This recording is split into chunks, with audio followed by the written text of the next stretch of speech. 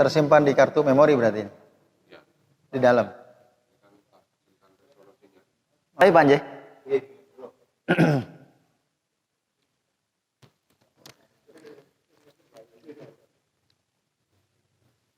Baik, assalamualaikum warahmatullahi wabarakatuh.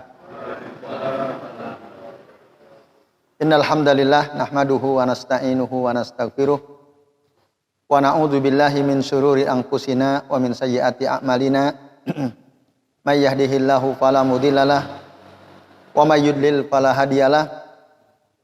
Asyhadu an la ilaha illallah wahdahu la syarikalah wa asyhadu anna Muhammadan abduhu wa rasuluh. Allahumma shalli wa sallim wa barik ala Muhammad wa ala ali Muhammad kama shallaita wa barakta ala Ibrahim wa ala ali Ibrahim fil alamin innaka Hamidum Majid. Amma ba'du. Bapak-bapak dan ikhwas sekalian, rahimani wa rahimakumullah. Puji dan syukur marilah senantiasa kita haturkan ya kehadirat Allah Subhanahu wa taala yang telah mengizinkan kita untuk bisa hadir ke majelis ini ya, untuk sama-sama thalabul ilm ya. Mempelajari kitab Al-Qawaid Al-Musla fi Sifatillahi wa Asma'ihi Al-Husna karya saya Muhammad bin Shalih Al-Utsaimin rahimahullah. Pembahasan kita pada malam ini insyaallah kita akan membahas kaidah yang ketiga tentang sifat-sifat Allah Ta'ala.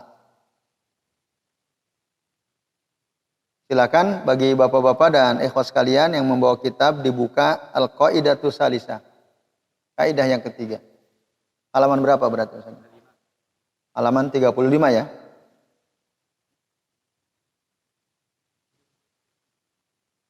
Ya, baik. Halaman 35. Silakan dibuka. Sudah ya, ketemu? Baik, qala al-muallif rahimahullah, berkata penulis kitab ini yaitu Syekh Muhammad bin Shalih Al-Utsaimin, semoga Allah merahmati beliau. Al-qaidatu salisah, kaidah yang ketiga. Sifatullah Ta'ala tanqasimu ila qismain. Sifat-sifat Allah Ta'ala itu terbagi kepada dua bagian. Yang pertama subutiyah, yang kedua salabiyah. Jadi sifat Allah Ta'ala itu tanqasimu ila qismaini subutiyah wa salabiyah. Subutiyatin wa salabiyatin. Ada juga sebagian orang mengatakan ya, waalaikumsalam. Sebagai ganti kata salabiyah adalah manfiyah. Jadi sifat subutiyah dan sifat manfiyah. Karena makna salabiyah itu ya artinya menafikan. Menafikan. Nah itu, tetapi sesungguhnya tidak ada perbedaan ya. Kata manfiyah dan salabiyah sama. Dua istilah yang sinonim, memiliki makna yang sama, yaitu ya, meniadakan. Ada sifat yang ditiadakan dari Allah Subhanahu wa taala. Baik. Kemudian beliau katakan, fasubutiyatu, sifat subutiyah Allah taala adalah ma asbatahu Allah taala li nafsihi fi kitabihi au ala lisani rasulihi sallallahu alaihi wasallam. Yang dimaksud sifat subutiyah Allah itu adalah sifat yang ditetapkan oleh Allah Ta'ala untuk dirinya di dalam kitabnya, dalam Al-Quran atau berdasarkan lisan Rasulullah sallallahu alaihi wasallam. Tentu di dalam hadis-hadis beliau. Jadi apa yang Allah tentukan untuk dirinya dalam Al-Quran dan apa yang tetap ditetapkan oleh Nabi, disampaikan oleh Nabi dalam hadis-hadisnya, nah itulah yang disebut sifat subutiyahnya Allah Ta'ala. Kata subut berasal dari kata sabata yasbutu, ya, tetap. Gitu. Nah, maka itu, jadi pengertian sifat subutiyah Allah Ta'ala itu apa tadi? Sesuatu atau suatu sifat yang ditetapkan oleh Allah Ta'ala untuk dirinya dalam kitabnya atau disampaikan oleh Rasulullah ya, lewat lisan beliau dalam hadis-hadisnya. Wa kulluha sifatu kamalin la naqsa fiha biwajhin minal wujuh.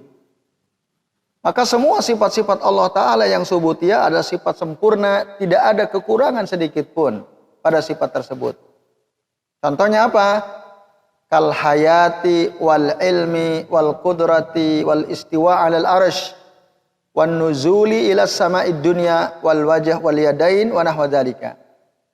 Seperti sifat hidup, al hayat, sifat ilmu, mengetahui, al qudrah, maha kuasa, wal istiwa 'alal arsy, sifat istiwa, bersemayam di atas arsy, wan nuzul ila sama'id dunya, sifat turun ke langit dunia. Terus sifat Allah, Allah punya wajah, punya kedua tangan dan yang sejenisnya. Itu semua termasuk sifat subutiyah karena ditetapkan oleh Allah di dalam kitabnya. Nah, dalilnya jelas misalnya. Ya, kalau kata al-haya, ya banyak sekali ya yang menegaskan bahwa Allah itu maha hidup.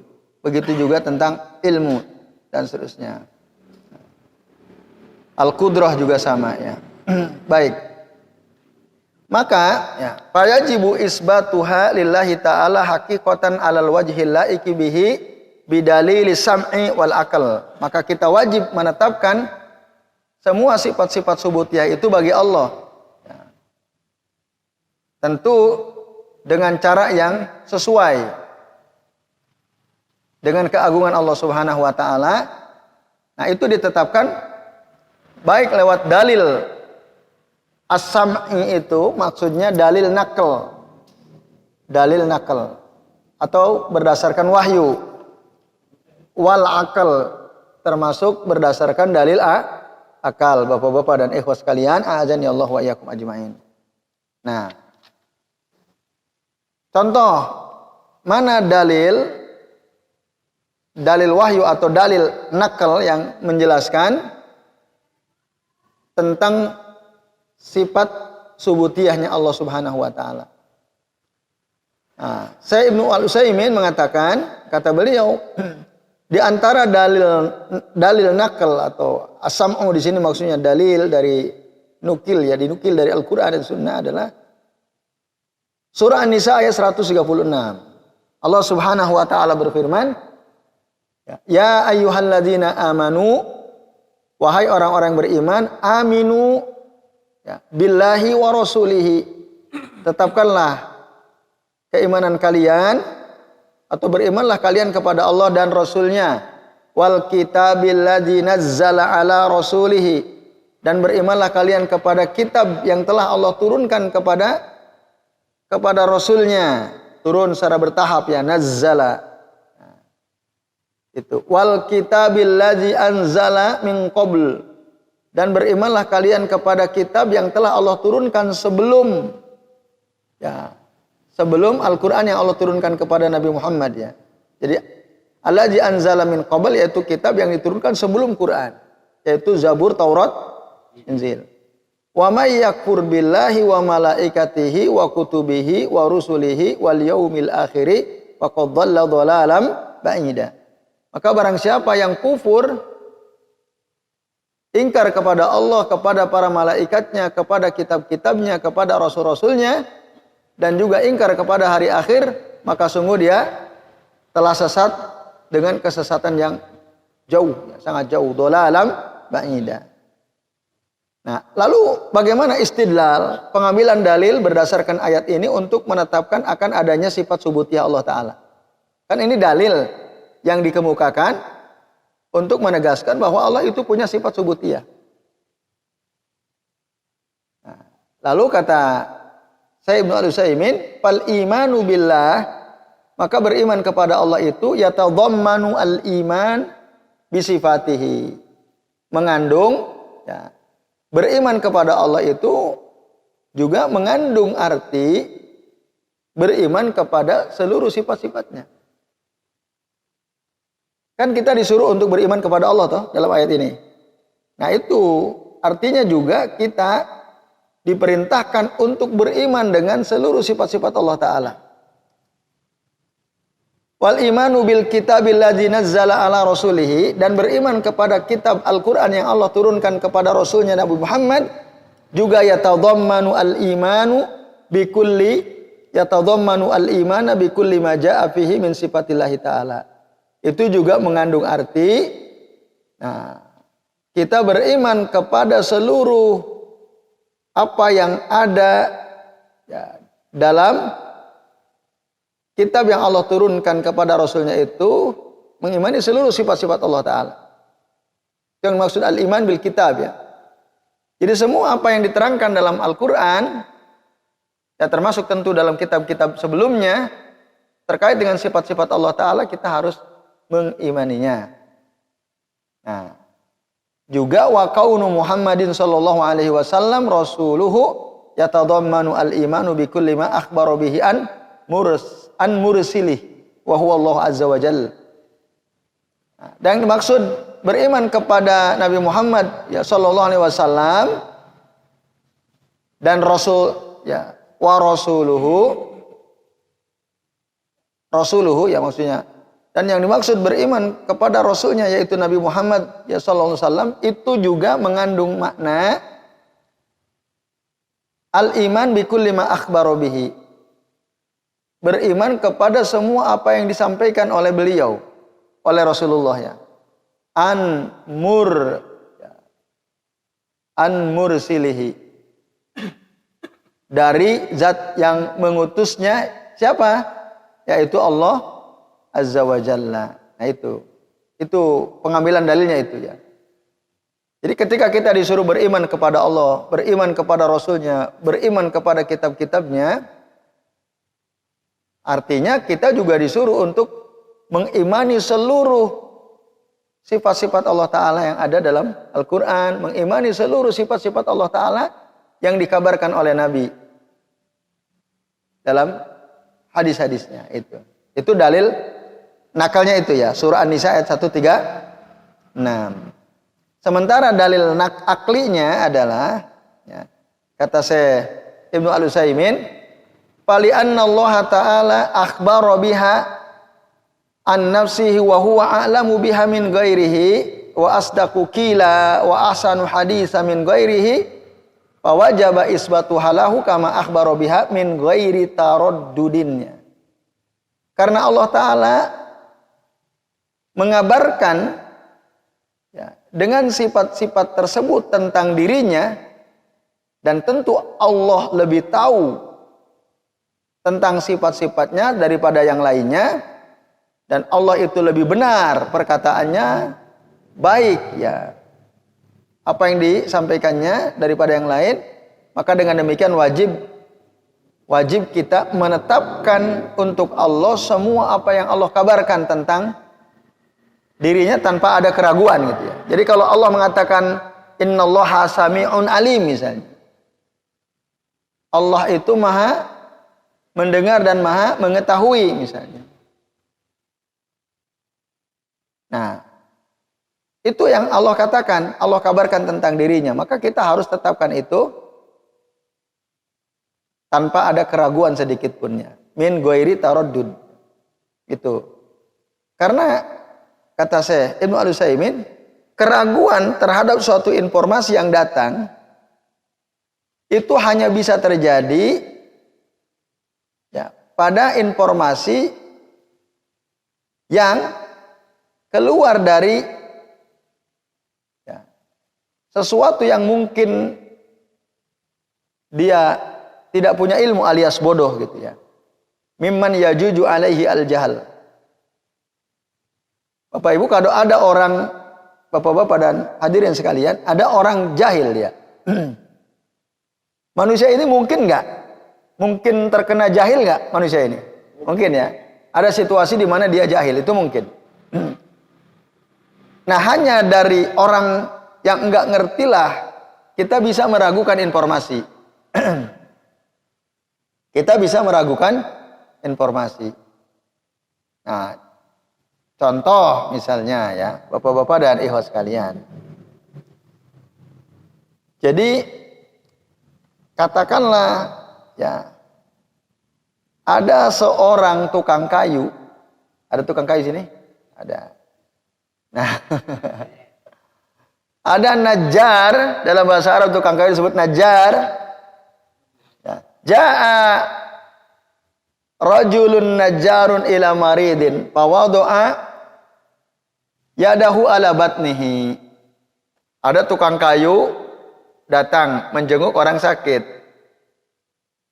Lalu si tukang kayu ini meletakkan tangannya di perut orang yang sakit ini, wala misa sodroh.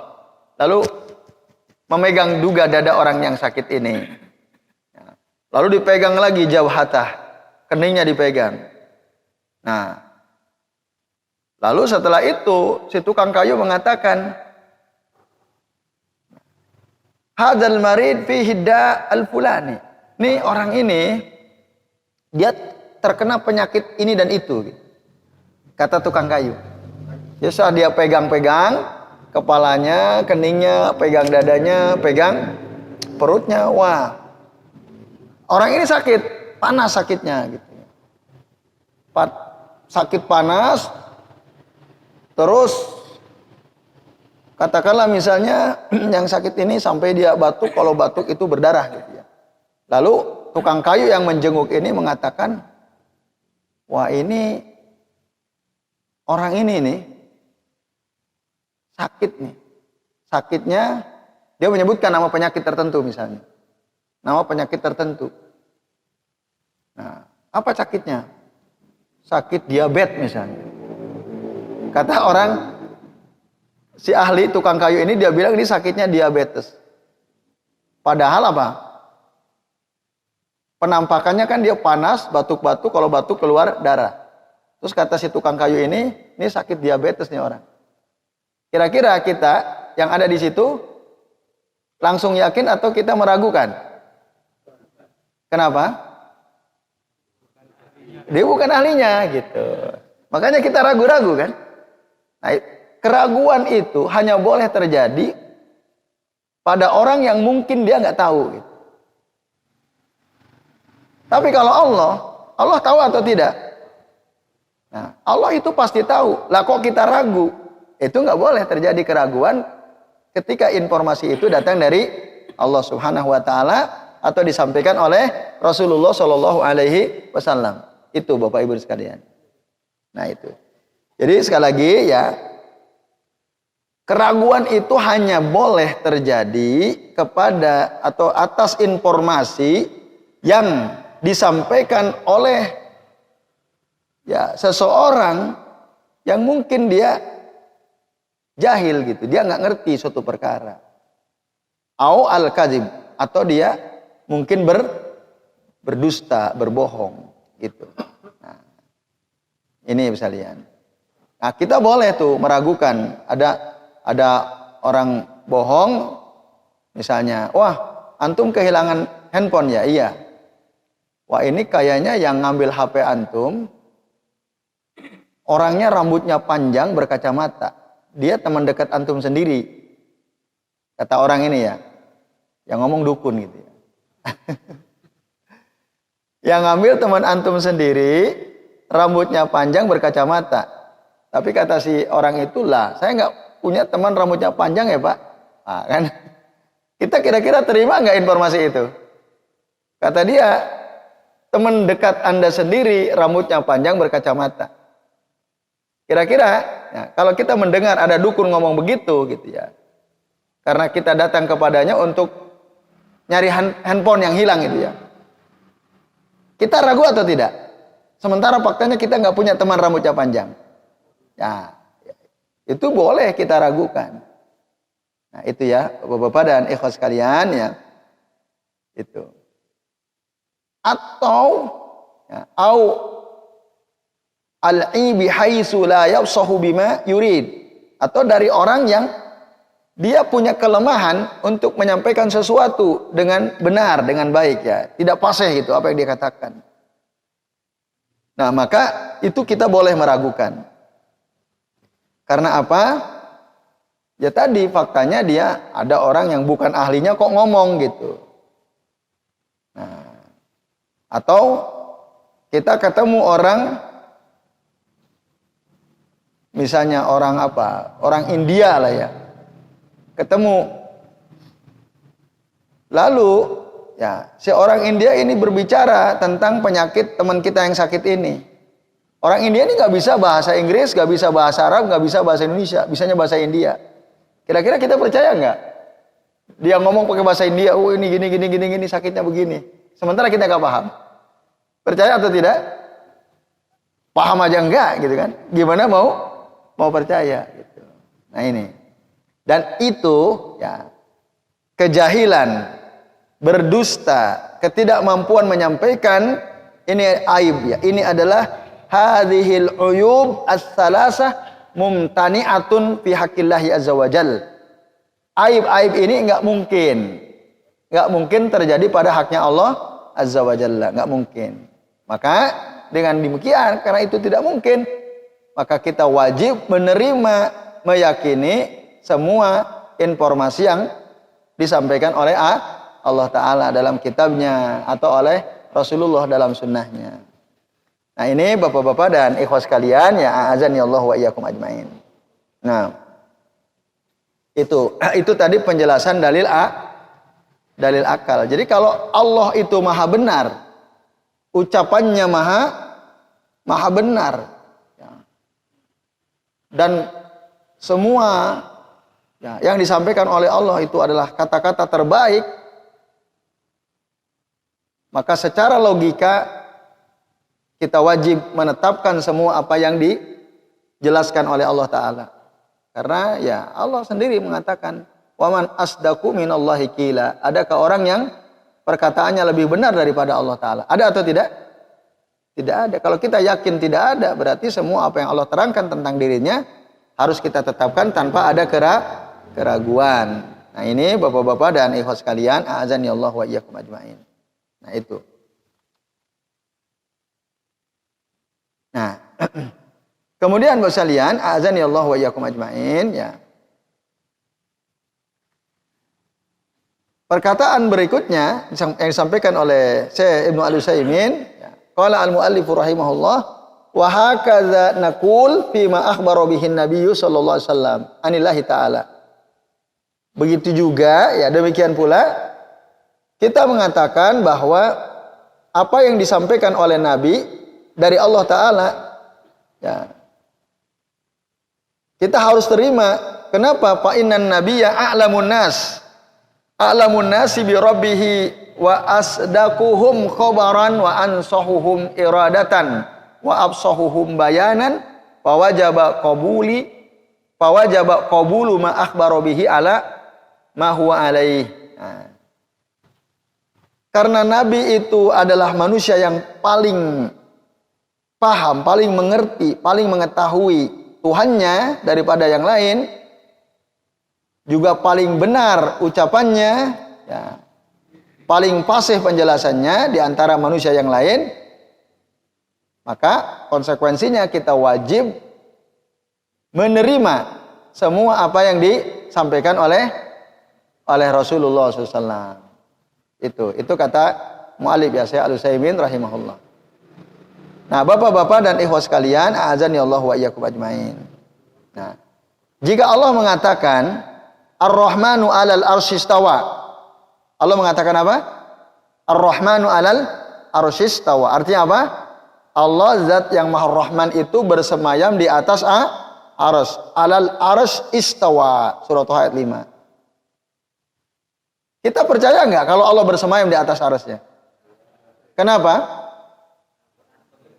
Karena Allah mensifati dirinya dengan itu. Allah yang ngomong. Mungkin enggak Allah berbohong? Tidak mungkin. Nah. Lalu kalau ada orang bilang makna istawa pada ayat ini dan ayat-ayat yang lain adalah istaula.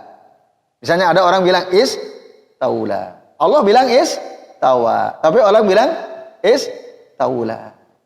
Maka kita tanyakan kepadanya, coba datangkan dalil bahwa makna istawa itu istaula ada atau tidak. Nah, tidak ada. Ada 7 kali Allah menerangkan dirinya bahwa Allah beristiwa di atas arsy fi sab'ati mawadhi, di 7 tempat dalam Al-Qur'an. Nah, dan tidak ada satupun dari 7 ayat yang hampir mirip bunyinya, Allah menggunakan kata istaula, seluruhnya Allah menggunakan kata istawa. Itu. Nah, maka ini menunjukkan kata istawa dan istaula itu sama atau beda? Beda. Tidak pernah Allah menggunakan kata istaula dalam ayat yang berkaitan dengan arsy, ya. Semua menggunakan istawa, bukan istaula. Nah, maka kesimpulannya, istaula itu bukan makna dari kata istawa, bukan. Berarti kalau ada orang mengatakan Allah istiwa di atas arsy, maksudnya Allah menguasai arsy. Benar atau tidak orang tersebut? La, tidak benar. Karena dia nggak punya dasar. Dan itu berbahaya, ya. Itu bisa termasuk ilhad. Apa ilhad kemarin? Menyelewengkan makna. Ya. Harusnya istawa, kok dibilang istaula. Dan orang yang melakukan ilhad, apa ancamannya? Wa zarul ladzina yulhiduna fi asma'ihi, gitu ya. Dan tinggalkanlah orang-orang yang melakukan ilhad terhadap nama-nama Allah Subhanahu wa taala. Nah, itu. Kita diperintah oleh Allah untuk menjauhi orang yang melakukan ilhad, yang nyuruh Allah. Masih ingat nggak dalam surah apa itu?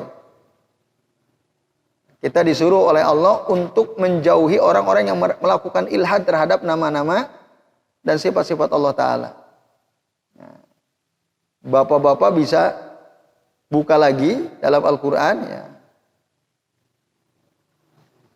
Dalam surah Al-A'raf ayat 180. Nah, supaya ingat lagi, ya. Ancaman dari Allah Ta'ala terhadap orang-orang yang melakukan ilhad. Ilhad itu melakukan ta'til, ya, diantaranya. Menolak keterangan Allah Ta'ala tentang dirinya, lalu dia rubah. Ditahrif atau ditaktil. Jelas kan? Walillahil asma'ul husna fad'uhu biha. Allah itu punya nama-nama yang baik, maka berdoalah dengan nama-nama Allah yang baik itu. Wazarul ladzina yulhiduna fi asma'ihi. Tinggalkanlah. Tuh, Allah bilang tinggalkanlah orang-orang yang melakukan ilhad dalam nama-nama Allah Ta'ala. Sayujzauna ma kanu ya'malun. Allah akan membalas orang-orang tersebut yang melakukan ilhad sesuai dengan apa yang mereka kerjakan. Makanu ya'malun. Nah, maka kita jangan mendekati orang-orang yang suka melakukan ilhad terhadap nama-nama Allah Ta'ala. Itu. Nah, jelas ya, saya kira ini.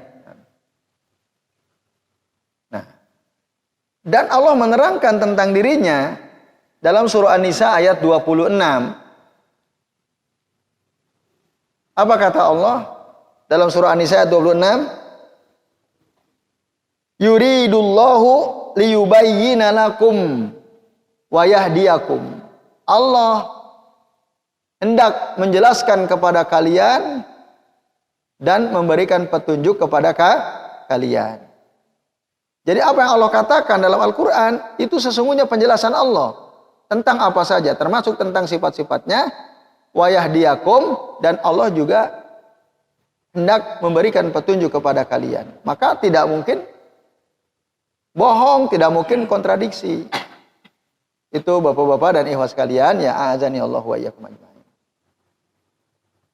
Nah, itu ya. Itu sifat apa tadi? Subutiyah. Harus kita terima tanpa ada keraguan. Apa tadi sifat subutiyah itu? Sifat-sifat Allah Ta'ala yang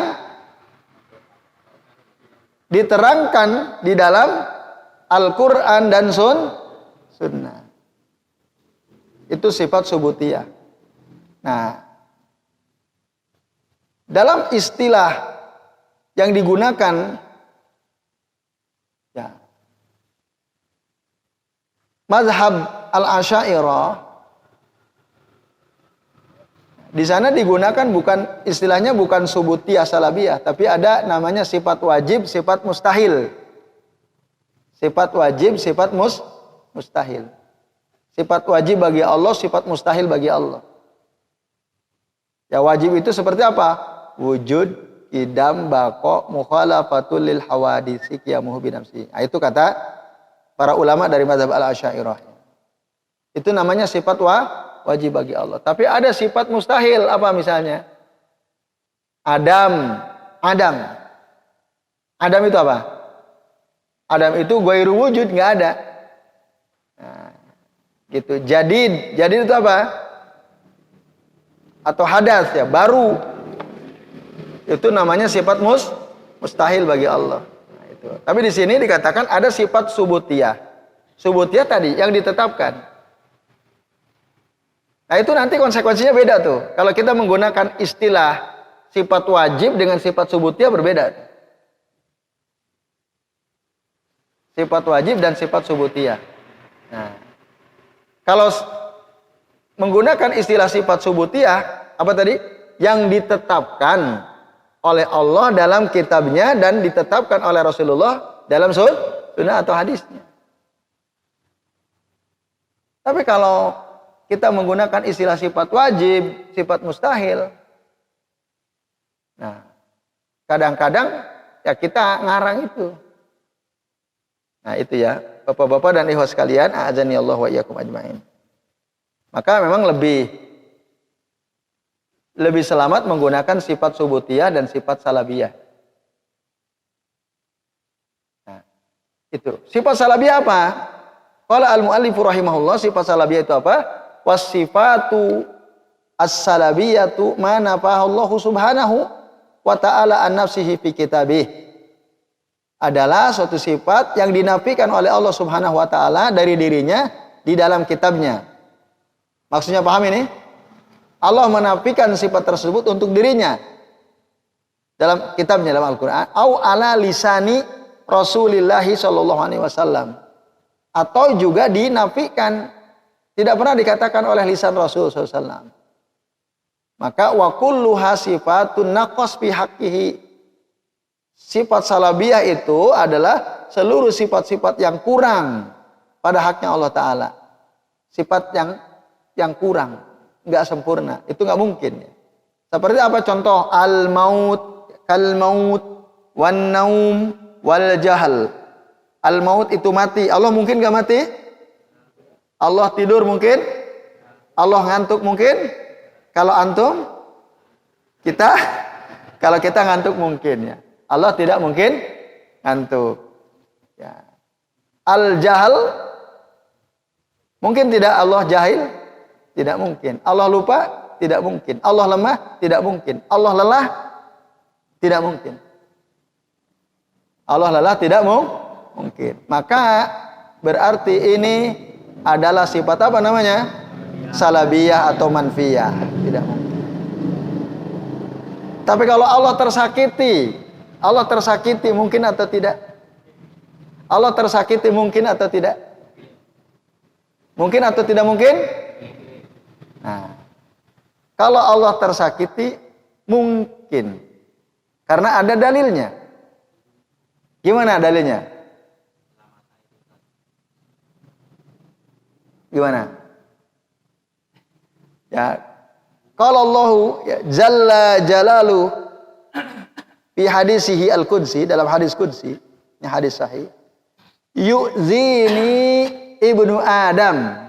Yu'zini ibnu Adam. Telah menyakitiku manusia, anak Adam. Yang ngomong siapa? Allah dalam hadis qudsi. Yu'zini ibnu Adam. Telah menyakitiku manusia atau anak Adam. Ya subbu ad-dahra. Mereka mencela waktu. Wa ana uqallibud dahr. Uqallibu al-laila wan nahar. Aku ini kata Allah yang membolak-balikan waktu dan aku juga yang membolak-balikan malam dan siang. Allah mengatakan yu'zini. Berarti Allah tersakiti mungkin atau tidak? Mungkin. Gitu. Nah, itu mungkin karena apa? Dalam dalil Allah mengatakan demikian. Nah, Berarti tersakitinya Allah Ta'ala itu termasuk subutiyah atau salabiyah itu. Tersakiti itu bisa jadi sifat nggak? Sifat tersakiti. Nah, jadi kita boleh nggak menetapkan bahwasanya Allah Ta'ala itu bisa tersakiti? Boleh atau tidak? Boleh atau tidak? Boleh. Kenapa? Karena ada dalilnya. Nah, itu. Berarti kalau ada dalilnya, kita harus isbatuha, menetapkannya. Walaupun kesannya apa tuh kalau tersakiti itu? Lemah ya? Ada kesan begitu. Nah, tapi tentu tersakitinya Allah Ta'ala tidak sama dengan tersakitinya kita. Maknanya tentu harus sesuai dengan keagungan Allah Subhanahu wa Ta'ala. Ini Allah nggak suka gitu. Allah tidak suka kalau ada orang kok dia mencela waktu. Nah, itu. Baik Bapak-bapak dan ikhwas sekalian, a'azani Allah wa iyyakum ajmain. Jadi sifat salabiyah itu adalah suatu sifat yang kita wajib menafikannya dari Allah Ta'ala. Tapi, lakin laisal wajib mujarrad, laisa al wajibu ya mujarradana fiha faqat, balil wajibu i'tiqadu diddiha. Tapi kalau kita ya meyakini ada sifat-sifat salabiyah yang tidak mungkin itu terjadi pada haknya Allah Ta'ala, itu tidak hanya sekedar kita menafikan, tapi di sisi yang lain kita wajib meyakini ada kebalikannya. Balil wajib i'tiqadu diddiha. Bahkan lebih dari itu, kita wajib meyakini ada kebalikan atau lawan dari sifat salabiyah Allah Ta'ala. Lawannya berarti sifat apa? Subutiyah Allah Subhanahu wa Ta'ala. Misalnya, di dalam Al-Quran surah Al-Baqarah ayat 255 atau ayat kursi, Allah bilang apa? La ta'khuduhu sinatu wala naum. Allah itu tidak mungkin ngantuk, tidak mungkin tidur. Nah, berarti ngantuk dan tidur itu sifat salabiyah apa sifat subutiyah? Salabiyah apa subutiyah? Salabiyah. Allah menafikan sifat itu dari dirinya. Tapi, kita tidak cukup hanya dengan mengatakan innallaha la yanam. Sesungguhnya Allah itu tidak pernah tidur. Tidak cukup hanya mengatakan itu, melainkan kita harus meyakini jika Allah tidak tidur berarti Allah itu selalu hidup dan berdiri sendiri ya. Itu. Jadi dibalik sifat yang dinafikan oleh Allah Ta'ala, kita harus meyakini sifat kebalikannya. Nah, itu cara kita ya memahami dalil-dalil yang menjelaskan tentang sifat salabiyah Allah Ta'ala. Jadi dibalik kita menafikan, kita harus menetapkan sifat kebalikannya. Itu, sifat kebalikannya. Nah, kenapa? Karena kalau kita hanya menafikan sifat salabiyah tanpa menetapkan sifat kebalikannya, ya, ini tidak menunjukkan kesempurnaan sifat Allah Ta'ala. Kita hanya bilang nih, Allah itu tidak pernah tidur, hanya bilang seperti itu. Ya. Nah, ini belum sempurna gitu, belum menunjukkan kesempurnaan sifat Allah Ta'ala, sehingga kita mengatakan Allah tidak pernah tidur, Allah itu selalu hidup misalnya.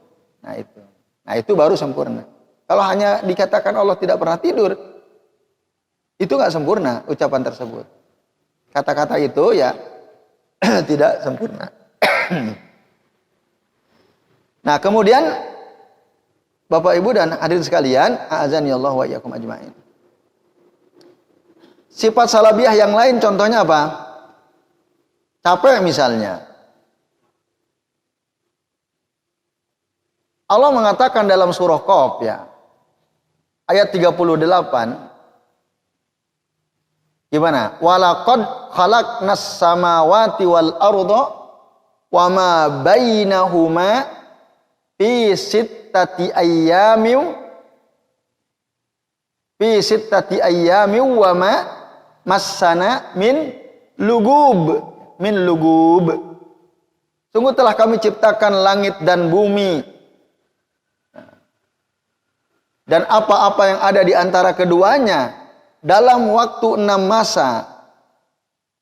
Fi sittati ayyam wa ma massana min lugub, dan Allah tidak pernah lelah. Bisa dibuka dalam surah apa? Qaf ayat 38. Allah tidak lelah menciptakan langit dan bumi. Nah, Bapak-bapak dan ikhwas sekalian, a'azani Allah wa iyyakum ajmain. Nah, ketika kita membaca ayat tadi, ayat ini kan menjelaskan tentang apa? Sifat salabiyahnya Allah Ta'ala. Apa itu sifat salabiyah yang ada pada ayat 38 surah Qaf? Apa sifat salabiyahnya? Apa? Kalau menciptakan langit dan bumi 6 masa itu sifat apa? Menciptakan sifat salabiyah apa subutiyah? Subutiyah. Apa coba? Ya, saya ulangi ya. Walaqad khalaqnas samawati wal arda wama bainahuma fi sittati ayyamin wama massana min lugub. Sungguh telah kami ciptakan langit dan bumi dan apa-apa yang ada di antara keduanya dalam 6 masa. Ya, dalam 6 masa, dan kami tidak pernah lelah. Mana sifat salabiyahnya berarti? Tidak pernah lelah. Itu sifat salabiyah Allah Ta'ala. Nah, tapi di sini katakan kita enggak cukup mengimani bahwasanya Allah tidak pernah lelah. Tidak cukup. Bal yajibu an nu'mina bi annahu lam yat'ab likamali quwwatihi. Nah, tetapi kita harus katakan, saya beriman bahwa Allah tidak pernah lelah. Kenapa? Disebabkan karena kekuatannya. Gitu. Disebabkan karena kekuatannya. Nah, kekuatannya itu sifat salabiyah apa? Subutiyah. Subutiyah. Jadi itu ya Bapak-bapak dan ikhwas sekalian, a'adzani Allah wa iyyakum ajmain. Nah, jadi kita wajib meyakini ada sifat yang dinafikan oleh Allah dari dirinya, tapi jangan hanya berhenti di situ. Ya, jangan hanya sampai berhenti, oh Allah tidak bersifat begini. Itu gak cukup. Bala budda min an nudifa ila dzalika isbatu kamali diddihi. Tetapi kita wajib menambahkan keyakinan. Ya, selain tadi kita meyakini bahwa ini sifat salabiyah tidak mungkin terjadi pada haknya Allah Ta'ala. Nah, setelah itu kita tetapkan bahwa kebalikan dari sifat itu. Oh, Allah tidak pernah capek, tidak pernah lelah. Ini artinya kita harus meyakini bahwa Allah sempurna kekuatannya misalnya. Nah, ini Bapak-bapak dan ikhwas sekalian, a'adzani Allah wa iyyakum ajmain. Kata Syekh Al-Utsaimin seperti itu ya. Kemudian kalimat berikutnya, maka sifat subutiyah itu fayajibu nafyuha anillahi ta'ala lima sabaqa ma'a isbati diddiha alal wajhil akmal. Wajib menafikan dari Allah Ta'ala sifat-sifat subutiyah, sifat salabiyah tadi, sebagaimana sudah disebutkan. Bersamaan dengan itu, kita harus menetapkan lawan kata dari sifat salabiyah tadi. Nah, dengan bentuk yang lebih sempurna gitu ya. Jadi satu kita menafikan, di sisi lain kita juga menetapkan gitu. Itu harus begitu caranya saat kita mendapatkan dalil tentang sifat, keterangan tentang sifat apa? Salabiyahnya Allah Subhanahu wa Ta'ala. Itu. Karena apa? Di sini terangkan, ya, jika kita mendapatkan dalil tentang sifat salabiyahnya Allah Ta'ala, nah, fa idza kana al-adam laisa bisyai', Jika sesuatu yang tidak ada itu laisa bisyai, ya tidak ada nilainya, fakaifa yakunu madhan wa huwa laisa bisyai? Bagaimana mungkin Allah dipuji, Allah menjadi terpuji jika wa huwa laisa bisyai? Jika Allah, ya tadi, Allah tidak tidur misalnya, Allah tidak lelah. Kalau kita hanya ngomong begitu saja, nah, itu belum cukup. Ya, belum cukup. Karena sesuatu yang tidak ada bagaimana bisa menjadi terpuji gitu. Nah, idzan fahadza mutadhamminun li isbatin wa illa lam yakun madhan. Nah, ini dalam setiap keterangan tentang sifat salabiyahnya Allah Ta'ala, di situ mengandung sifat isbatiyah, subutiyah. Saya ulangi ya. Dalam setiap keterangan dari dalil tentang sifat salabiyahnya Allah Ta'ala, di situ mengandung ada sifat subutiyahnya Allah Ta'ala. Di sebalik sifat salabiyahnya Allah Ta'ala itu ada sifat di sebalik sifat salabiyahnya Allah Ta'ala itu selalu ada sifat subutiyah. Selalu seperti itu. Allah itu tidak jahil. Berarti apa? Allah itu maha mengetahui, atau sifat Allah itu ilmu, ya. Itu. Jadi selalu harus seperti itu. Kata saya Al-Utsaimin, ya, saya Ibnu Al-Utsaimin rahimahullah. Itu ya Bapak-bapak dan Ibu sekalian, a'azani Allah wa iyyakum ajmain, ya. Dalam memahami sifat salabiyahnya Allah Subhanahu wa taala. Jadi harus dua itu, ya. Kita menafikan sekaligus menetapkan. Menafikan, menetapkan. Menafikan, menetapkan. Itu dalam memahami sifat salabiyah. Tapi sifat subutiyah, udah, menetapkan saja. Allah maha mengetahui, Allah maha mendengar, Allah maha melihat. Oh, Allah itu mendengar, Allah melihat, Allah mengetahui. Udah, itu sempurna kalau itu. Tapi sifat salabiyah harus juga diyakini kebalikannya. Itu kata saya Muhammad bin Shalih Al-Utsaimin rahimahullah, ya. Baik, Bapak-bapak dan Ibu-ibu serta hadirin sekalian, a'azani Allah wa iyyakum ajmain, ya. Kemudian qala al-muallif rahimahullah, wa dzalika li anna an-nafya adam. Hal yang demikian itu karena sifat sesuatu yang dinafikan itu berarti tidak ada, kan? Sesuatu yang dinafikan berarti tidak ada. Wal adam laisa bisyai. Sesuatu yang tidak ada nilainya atau tidak? Tidak ada, kan? Sesuatu yang tidak ada nih nilainya. Nah, jika tidak ada nilainya, maka apalagi menjadi sempurna? Mungkin nggak menjadi sempurna sesuatu yang tidak ada nilainya? Tidak mungkin jadi sempurna. Nah, ini tidak mungkin menjadi sempurna. Oleh karenanya, ya, supaya sempurna tadi kita ketika mendapatkan keterangan sifat salabiyahnya Allah Ta'ala, kita harus apa tadi? Sekaligus menetapkan sifat subutiyah yang berkebalikan dengan sifat salabiyahnya itu tadi. Jadi ini Bapak-bapak dan ikhwah sekalian, a'azani Allah wa iyyakum ajmain. Di sini saya Utsaimin ngasih contoh. Jadi contoh misalnya kata beliau tembok. Tembok itu bisa berbuat zalim atau tidak?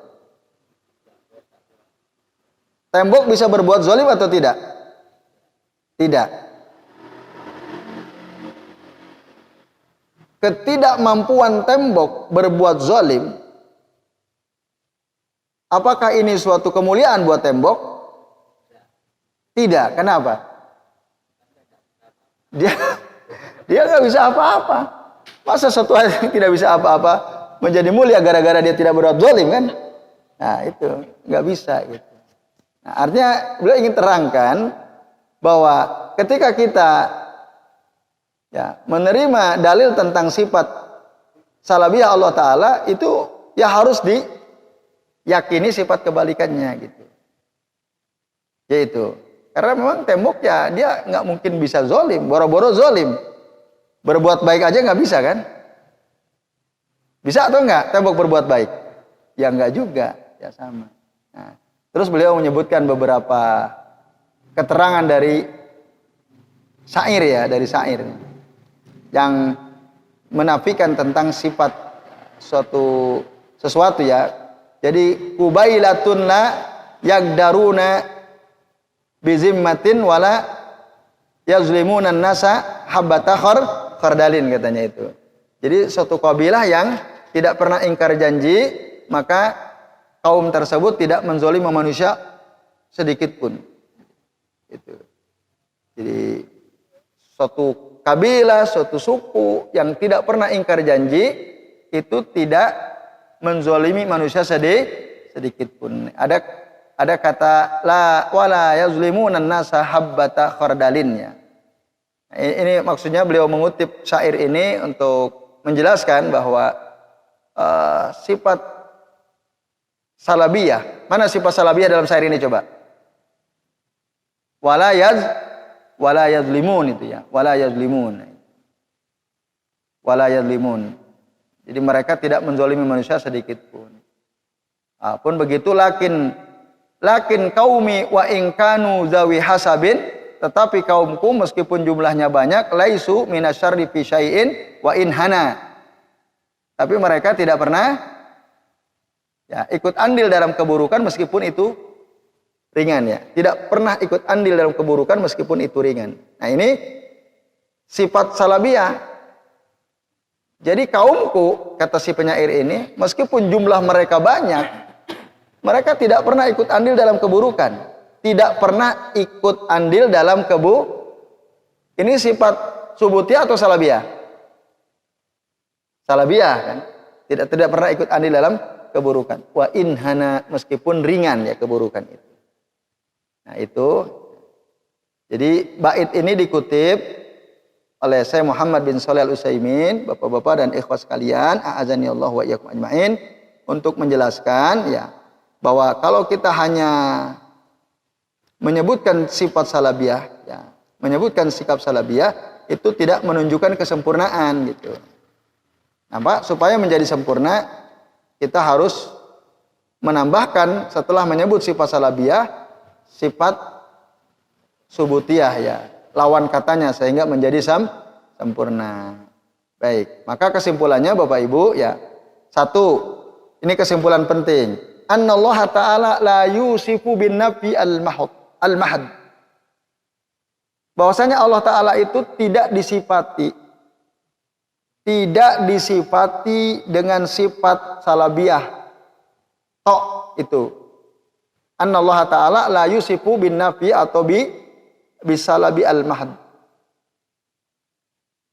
Ketika kita berbicara tentang sifat Allah Ta'ala, maka kita jangan mensifati Allah Ta'ala dengan sifat salabiyah tok. Tapi harus apa tadi? Harus juga meyakini sifat kebalikannya yang sempurna itu. Ketika kita bicara tentang sifat salabiyah Allah Ta'ala. Nah, karena tadi argumennya li'anna nafya al-mahad adam wal adamu laisa bisyai' fadlan an yakuna kamalan. Nah, karena sesuatu yang tidak ada ya, tidak ada nilainya, apalagi dia menjadi sempurna, nilainya aja nggak ada kan gitu. Nah, itu satu. Terus yang kedua,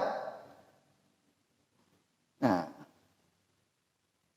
ketika kita menafikan sesuatu dari sesuatu, ketika kita menafikan sesuatu dari sesuatu, itu bisa jadi disebabkan apa? Karena memang sesuatu itu tidak bisa melakukan kan. Kita menafikan dari tembok, dia berbuat zalim. Tembok tidak mungkin berbuat zalim. Kenapa itu kita katakan?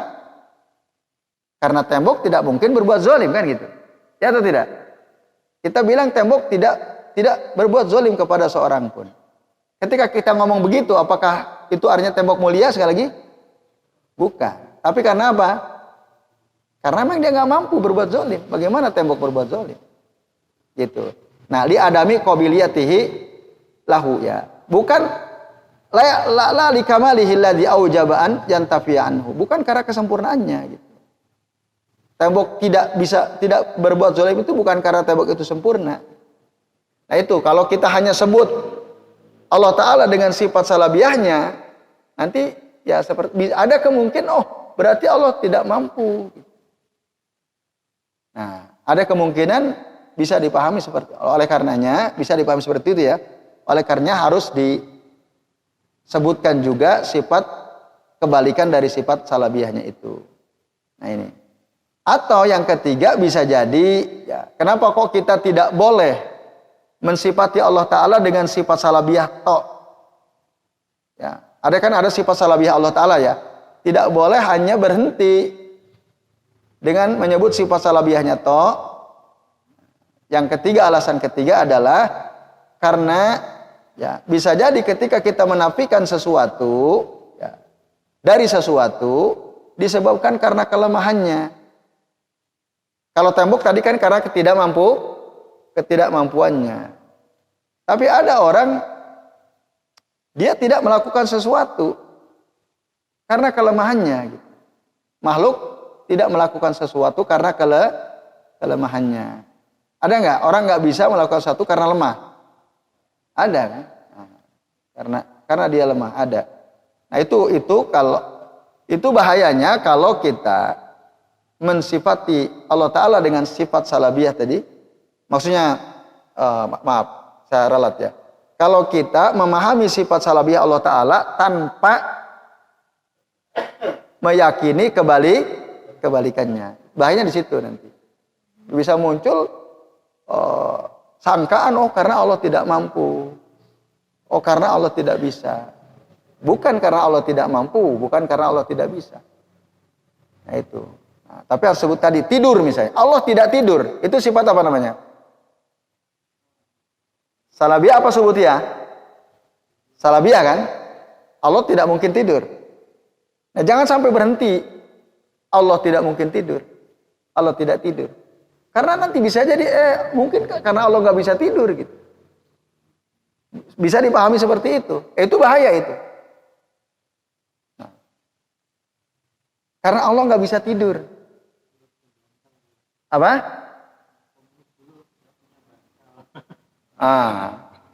Nggak punya bantal terus gimana maksudnya? Karena Allah nggak punya bantal nggak bisa tidur gitu ya? Nah itu kan repot itu ya. Jadi Allah nggak bisa tidur itu kenapa? Karena saking kuatnya Allah Ta'ala gitu. Nah itu ya kata-kata karena harus ditambahkan. Allah nggak tidur itu karena kuatnya Allah Ta'ala. Bukan karena Allah lemah, bukan karena Allah nggak bisa, tapi karena kuatnya Allah Ta'ala. Itu alasan penting kenapa kita ketika ya, memahami atau ya, mendapatkan dalil tentang sifat salabiyah Allah Ta'ala harus meyakini kebalikan dari sifat salabiyahnya Allah Ta'ala itu. Nah, lalu kesimpulan akhirnya ya, annahu yajibu alaina nahwa sifatillahi ta'ala allati nafahallahu an nafsihi an nu'mina bi intifaiha la limujarradil intifa. Wajib bagi kita terkait dengan sifat-sifat Allah Ta'ala yang Allah nafikan dari dirinya. Saya ulangi ya. Wajib bagi kita terkait dengan sifat-sifat Allah Ta'ala yang Allah nafikan dari dirinya juga mengimani selain mengimani tidak adanya sifat tersebut. Nah, jangan la limujarradil intifa. Tidak hanya sekedar untuk menafikan. Walakin diisbati kamalididdiha, tapi untuk menetapkan kesempurnaan sifat kebalikannya. Nah itu baru sempurna tuh. Jadi kalau Allah tidak tidur karena Allah kuat, jadi sempurna atau tidak? Sempurna atau tidak? Jadi sempurna. Dan seluruh sifat Allah sempurna. Jadi ini bapak-bapak dan ikhwas sekalian, a'adzani Allah wa iyyakum ajmain. Nah, penutup ya. Terakhir kata saya Al-Utsaimin, contoh ya, dalam Al-Qur'an Allah ngasih contoh. Allah ngasih contoh ya. Tentang tadi ada sifat salabiyah, ada sifat subutiyah. Dalam surah Al-Furqan ayat 85 Allah Ta'ala berfirman, "Wa tawakkal 'alal hayyil ladzi la yamut." Wa tawakkal 'alal hayyil ladzi la yamut. Itu contoh apa? Sifat salabiyah ya. Nah, dan bertawakallah kamu kepada Allah, zat yang maha hidup, kekal dan tidak mati. Selain disebut sifat salabiyah, ada juga sifat apa di sini? Sifat subutiyah. Mana sifat subutiyahnya? Al-Hayyu. Mana sifat salabiyahnya? La yamut. Nah. Maka panafyul maut, meniadakan kematian bagi Allah, anhu dari Allah, yatadhammanu kamalu hayati. Yatadhammanu kamal hayatihi. Ini mengandung makna kesempurnaan sifat hidupnya Allah Subhanahu wa ta'ala itu. Contoh lain misalnya dalam surah Al-Kahfi ayat 9, wala yazlimu rabbuka ahada. Apa artinya? Allah tidak pernah menzolimi seorang pun dari hamba-hambanya. Tidak pernah menganiaya atau menzolimi seorang pun. Ini tentang apa nih? Subutiyah apa salabiyah? Salabiyah. Nah, berarti ketika kita mengatakan Allah tidak pernah menzolimi seorang pun, itu mengandung makna apa? Kebalikan dari zolim apa? Adil. Ini mengandung arti Allah itu maha adil. Karena Allah maha adil, nggak mungkin Allah berbuat zolim. Jadi orang itu akan disiksa oleh Allah Ta'ala sesuai dengan kadar perbuatan dosanya. Tidak mungkin Allah menyiksa seorang hamba yang tidak sesuai dengan dosa-dosanya. Pasti sesuai. Beda dengan manusia. Manusia itu kadang-kadang menyiksa seseorang tanpa dosa, disiksa orang gitu kan. Contoh misalnya ada salah tangkap itu kan. Salah tangkap, orang yang bukan pelakunya ditangkap salah, disiksa. Zalim atau tidak itu? Zalim. Allah nggak mungkin. Nggak mungkin salah menghukum. Mungkin nggak Allah salah menghukum? Tidak mungkin. Nah, maka la yazlimu rabbuka ahada. Nah, itu artinya makna dari kalimat Allah tidak menzolimi seorang pun dari hambanya, itu artinya menunjukkan Allah itu maha sempurna keadilannya. Pun begitu orang yang berbuat baik, sekecil apapun kebaikan, Allah akan balas atau tidak? Pasti, sekecil apapun. Bahkan sampai apa? Dulu pernah kita bahas ya. Disebutkan dalam hadis itu. Hattal apa? Qazat akhrajaha ar-rajulu minal masjidi. Sampai kotoran yang sangat kecil yang dia keluarkan dari masjid, yang dikeluarkan oleh seseorang dari masjid, itu ada pahalanya tidak? Ada. Meskipun kecil. Qazat itu sesuatu yang sangat kecil yang bisa masuk ke dalam mata. Kalau ini masuk ke dalam mata enggak mungkin kan. Kacang tanah mungkin enggak masuk ke mata? Enggak mungkin. Qazat itu barang yang sangat remeh kecil. Kalau tadi ada qazat yang kita keluarkan dari masjid. Nah, kita kantongin, bawa keluar. Itu akan ada enggak pahalanya? Ada gitu. Itulah keadilan Allah Ta'ala. Enggak mungkin Allah mengabaikan kebaikan seseorang. Baik. Contoh ketiga, ya.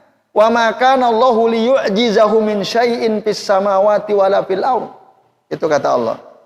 Ya, jadi Allah itu, Bapak-bapak dan ikhwan sekalian, ya, tidak ada sesuatu pun yang bisa membuat Allah lemah. Baik di langit maupun di bumi. Berarti sifat apa ini? Ayat ini menerangkan sifat apa? Subutiyah apa salabiyah? Saya ulangi ya. Wa ma kana Allahu liyu'jizahu min syai'in fis samawati wala fil ardh. Tidak ada satu pun yang bisa membuat Allah lemah. Baik di langit maupun di bumi. Ini ayat bicara tentang sifat subutiyahnya Allah Ta'ala atau bicara tentang sifat salabiyahnya Allah Ta'ala? Salabiyah. Apa sifat salabiyah yang maksud di sini? Lemah. Allah nggak mungkin lemah. Allah tidak mungkin lemah. Nah, Bapak-bapak dan ikhwah sekalian, maka panafyul ajz anhu, kita menafikan sifat lemah dari Allah Ta'ala itu, artinya apa? Yatadhammanu kamala ilmihi wa qudratihi. Ini mengandung arti bahwa Allah itu sempurna ilmu dan kekuasaannya. Makanya di akhir ayat 44 surah Fatir, Allah menutupnya dengan kalimat apa? Innahu kana aliman qadira. Sesungguhnya Allah itu maha mengetahui dan maha kuasa. Karena Allah maha mengetahui Maha Kuasa, sempurna ilmunya, sempurna kekuasaannya, makanya tidak ada yang bisa melemahkan tidak ada yang bisa melemahkan Allah Ta'ala. Itu. Jelas ya Bapak-Bapak? Nah itu. Jadi sekali lagi ya Bapak-Bapak dan ikhwas sekalian, ketika kita memahami sifat salabiyahnya Allah Ta'ala, maka dalam waktu yang bersamaan kita harus tetapkan apa? Sifat subutiyahnya, sifat sempurnanya Allah Ta'ala. Itu. Jadi saya kira ini ya penjelasan dari saya Muhammad bin Shalih Al-Utsaimin terkait dengan ada berapa macam sifat. Sifat Allah ada berapa macam? Ada dua. Satu apa? Yang kedua, nah, salabiyah atau manfiyah ya. Itu. Nah, ini. Jadi, apa itu sifat subutiyah? Sifat yang ditetapkan oleh Allah Ta'ala dalam kitabnya atau nah, dijelaskan oleh lisan Rasul sallallahu alaihi wasallam. Kalau subutiyah, salabiyah, ya dari kata salab, nah, salabiyah, salbiyah, ya, itu juga bisa disebut manfiyah ya. Ada yang mengatakan manfiyah. Nah, di situ apa tertulisnya? Salbiyah ya. Salbiyah. Nah, dari kata salab maknahu nafa ya. As-sifat as-subutiyah, as-sifat as-salbiyah. Jadi ini Bapak-bapak dan ibu sekalian ya, penjelasan tentang dua sifat Allah Ta'ala ya. Dua sifat Allah Subhanahu wa Ta'ala. Bisa dipahami ya?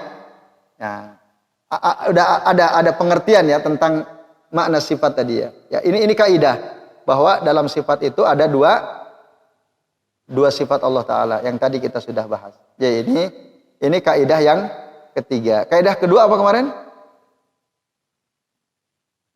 Masih ingat nggak? Pembahasan tentang sifat-sifat Allah Ta'ala itu lebih apa kemarin? Sifat kedua. Kaidah tentang sifat lebih luas daripada pembahasan tentang nama-nama Allah Subhanahu wa Ta'ala. Kaidah pertama apa?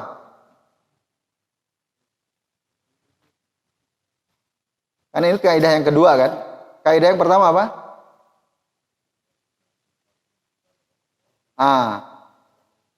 Tidak setiap sifat menunjukkan nama Allah, tapi setiap nama menunjukkan sifat. Ini kaidah yang pertama ya, yang kita udah bahas. Jadi saya kira ini Bapak-bapak dan ibu sekalian, selebihnya ini jam 10 kurang 10 menit. Ada waktu 10 menit. Silakan barangkali ada yang mau bertanya, kami persilahkan. Ya, silakan.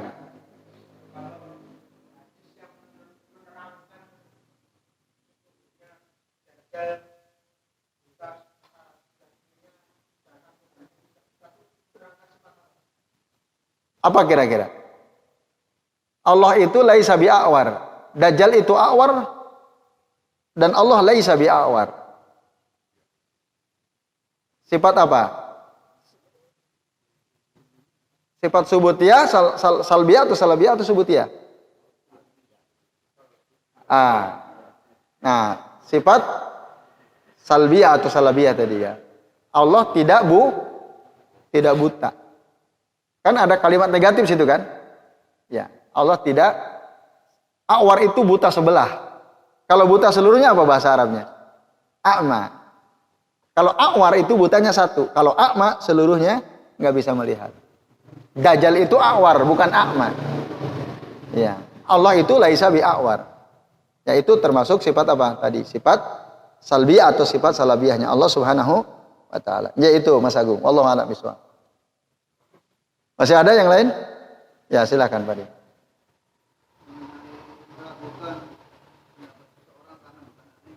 Ya. Ya.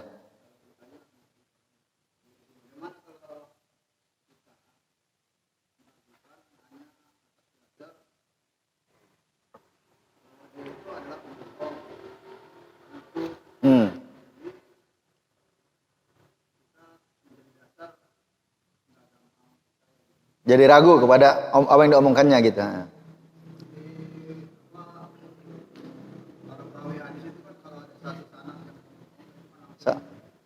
Ditolak.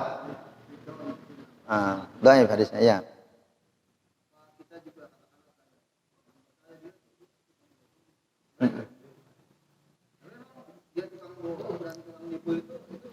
Faktual.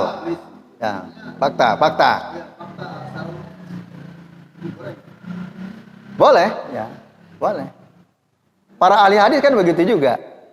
Untuk memberikan warning ya, hati-hati. Oh, hati-hati sepulan itu banyak bohongnya, kadzab misalnya.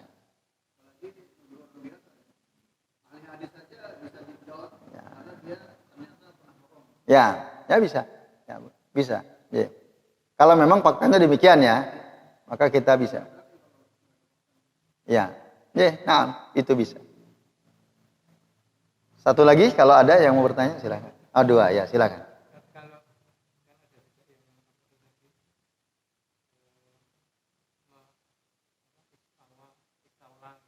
Istawa ya. Istawa betul.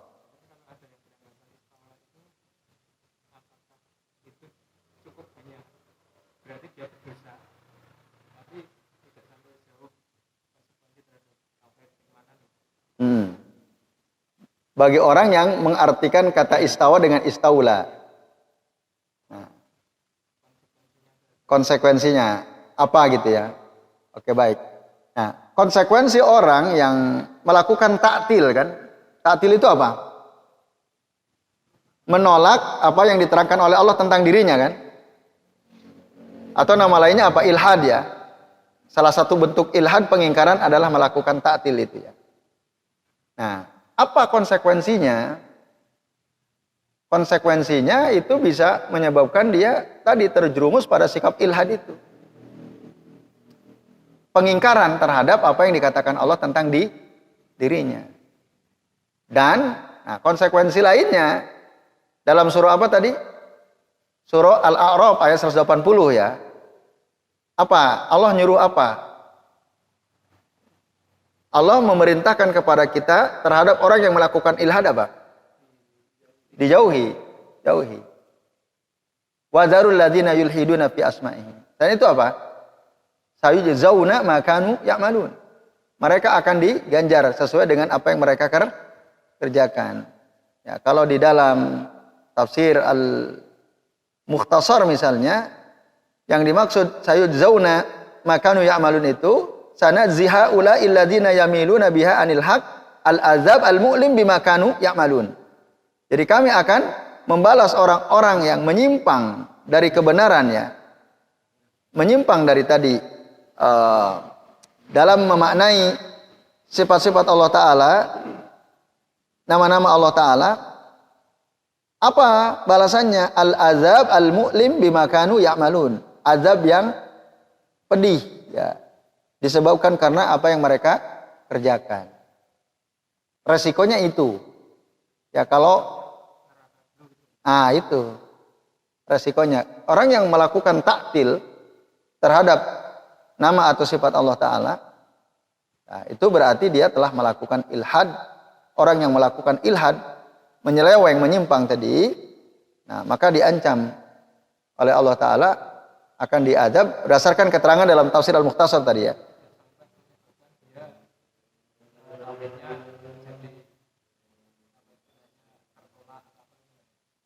Tauhid asma dan sifatnya yang rusak. Tauhid asma wa sifatnya yang rusak.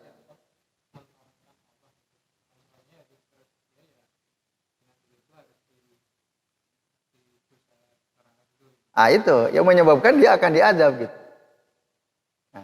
Jadi memang tauhid 3 itu, tauhid rububiyah, uluhiyah, tauhid asma sifat itu semuanya harus benar. Jangan sampai salah satu dari yang 3 nggak benar gitu. Tauhid rububiyah mungkin dia benar dia. Siapa yang kasih rezeki? Allah. Kamu sholat kepada siapa? Kepada Allah. Apa yang dimaksud? Tadi Ar-Rahmanu 'alal arsyis tawa. Ar-Rahmanu 'alal arsyis tawa. Apa yang dimaksud itu? Nah, ini kaitannya dengan tauhid asma wa sifat. Oh, itu maksudnya Allah menguasai arsy-Nya. Bukan Allah bersama di arsy, bukan. Allah menguasai arsy misalnya ya. Ada orang mengatakan seperti itu. Nah, maka berarti tauhid asma dan sifat dia terhadap Allah ini yang bermasalah. Karena tidak ada makna istawa itu maknanya istaula gitu. Bahkan 7 kali tadi terangkan Allah selalu menyebut dengan istilah istawa, tidak pernah ada kalimat istaula. Gitu. Yaitu wallahu a'lam bishawab. Ya siap. Ya apa? Gimana? Ya, menyimpang dari sisi akidah asma wa sifat, tauhid asma wa sifat. Nah, itu pentingnya kita memahami pembagian tauhid kepada 3 itu tadi. Oh, ini orang kelirunya di tauhid asma wa sifat.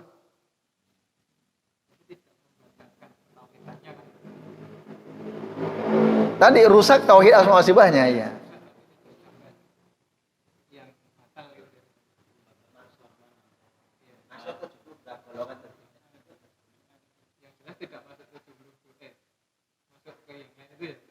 Ya yang jelas dia akan diazab dulu kalau dia tadi menolak keterangan Allah Ta'ala tentang dirinya, lalu ditakwil gitu ya, atau ditaktil atau ditahrif tadi ya. Ya itu tadi termasuk ilhad itu. Wallahu a'lam bishawab. Antum?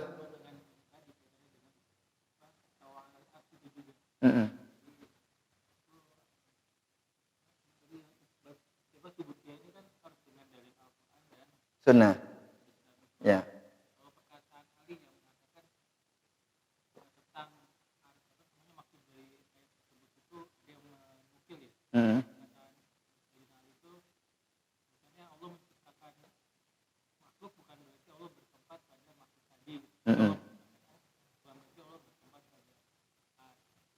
Ali juga menerangkan maknanya Allah itu sendiri bukan menempel gitu. Jadi apa namanya di situ bagaimana?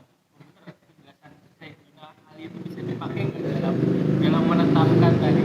Antum dapat dari mana itu? Keterangan itu? Iya beberapa.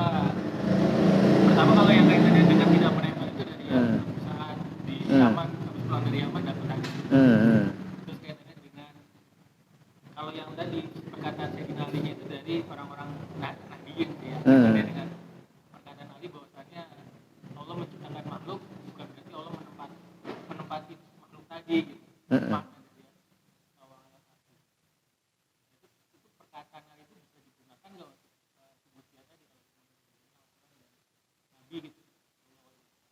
Kalau bertentangan dengan Quran, dengan sunnah, ya tentu kita tolak.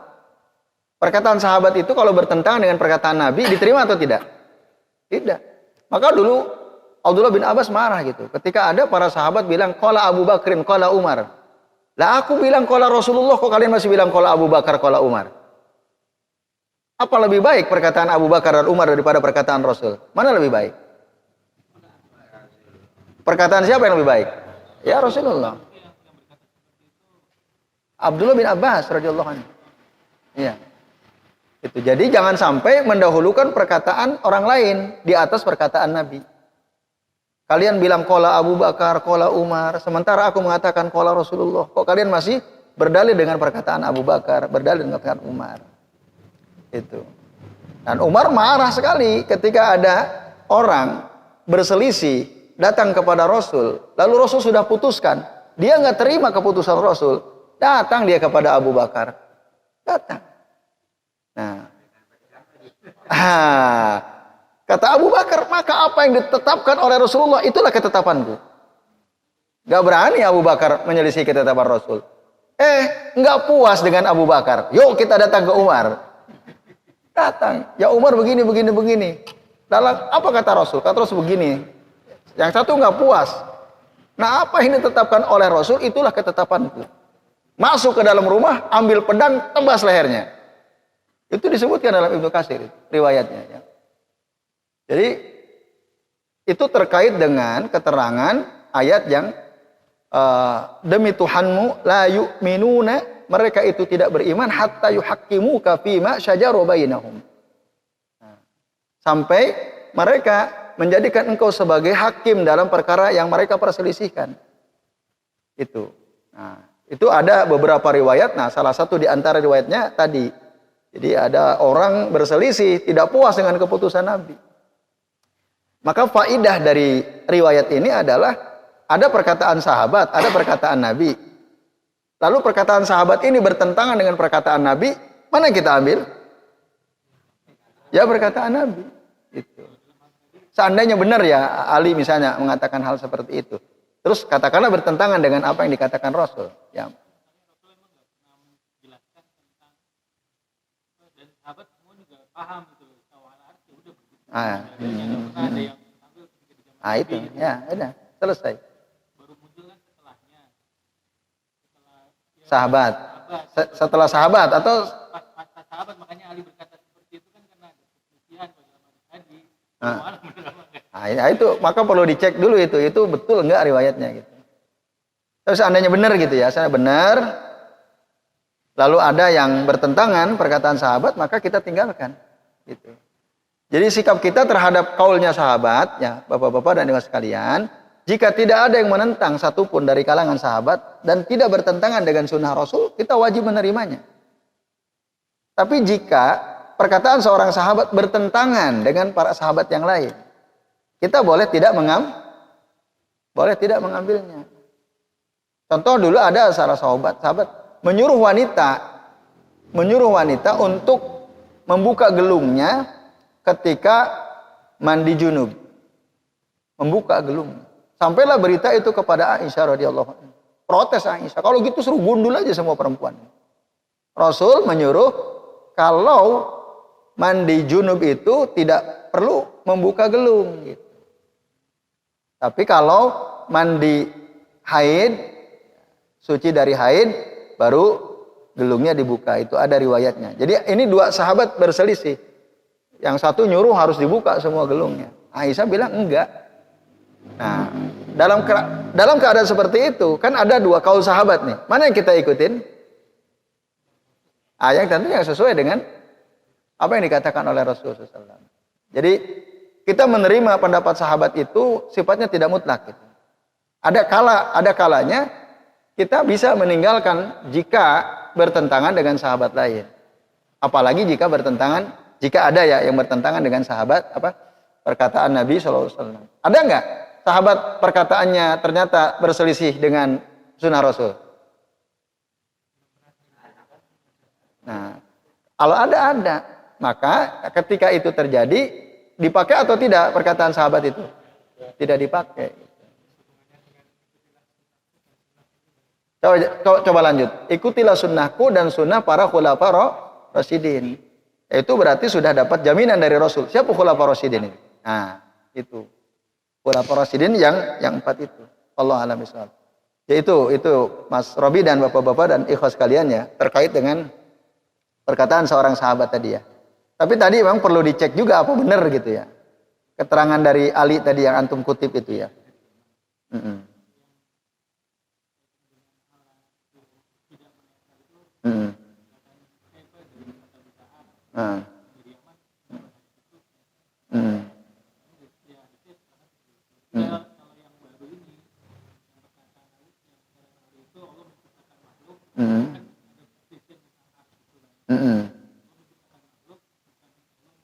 Yang diperselisihkan arasnya atau istiwanya?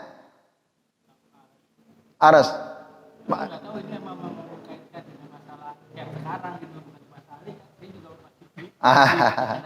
Ya itu perlu diklarifikasi itu ya.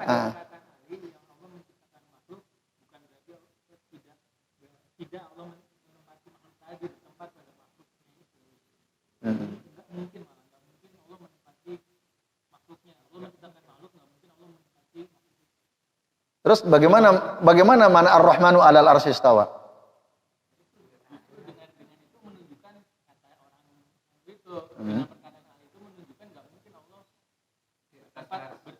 Di atas aras.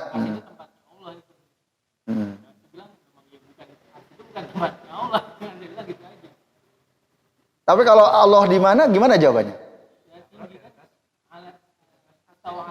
Ya, udah istawa alal. Apa artinya istawa alal aras?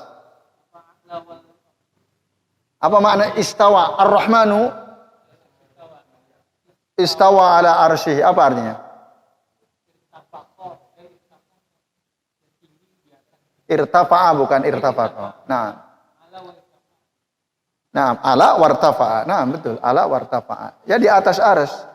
Karena tidak ada sesuatu yang lebih tinggi daripada Allah Ta'ala. Wa huwal awwalu wal akhiru wal zahiru wal batinu. Makna zahir laisa syai' 'ala Allah, makna batin laisa dunahu. Laisa dunahu laisa syai' dinallah ya. Tidak ada yang lebih tinggi daripada Allah dan tidak ada yang lebih bawah daripada Allah Subhanahu wa taala. Jadi wal awwalu wal akhiru wal zahiru wal batinu. Ya Allah di atas. Tidak ada yang lebih tinggi daripada Allah. Jadi arasnya berarti ada di bawah Allah gitu. Arasnya. Nah, soal nempel enggak nempel itu, kata di atas itu selain Allah apa? Kata di atas. Fauqa. Apa beda Allah dengan fauqa? Nempel apa enggak? Dia nggak pada benda tadi gitu. Nah, berarti kalau Allah pada benda itu. Nah, kebalikan berarti. Kan tadi antum bilang kalau Allah enggak nempel katanya. Enggak, yang tadi antum bilang kan Allah itu enggak nempel. Kalau fauqa nempel atau tidak? Ya, berarti sama aja kalau gitu artinya. Allah dengan fauqa. Allah nempel. Tadi kan antum katanya dengar kata Allah enggak nempel tadi kan? Katanya Ali, pengertian Ali mengatakan pengertian Allah itu bukan menempel. Oh gitu. Kalau asar dari cerita itu nggak menempel.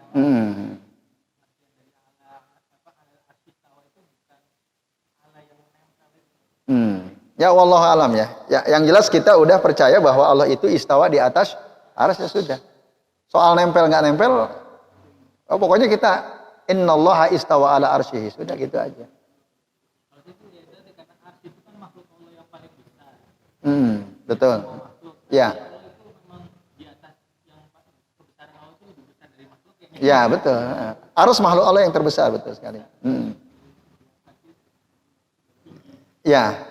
Ya, intinya itulah, ya pokoknya orang berdiskusi membahas tentang bagaimana istiwanya Allah Ta'ala, udah nggak usah diladenin. Nggak usah diladenin. Kan suruh ninggalin tadi kan.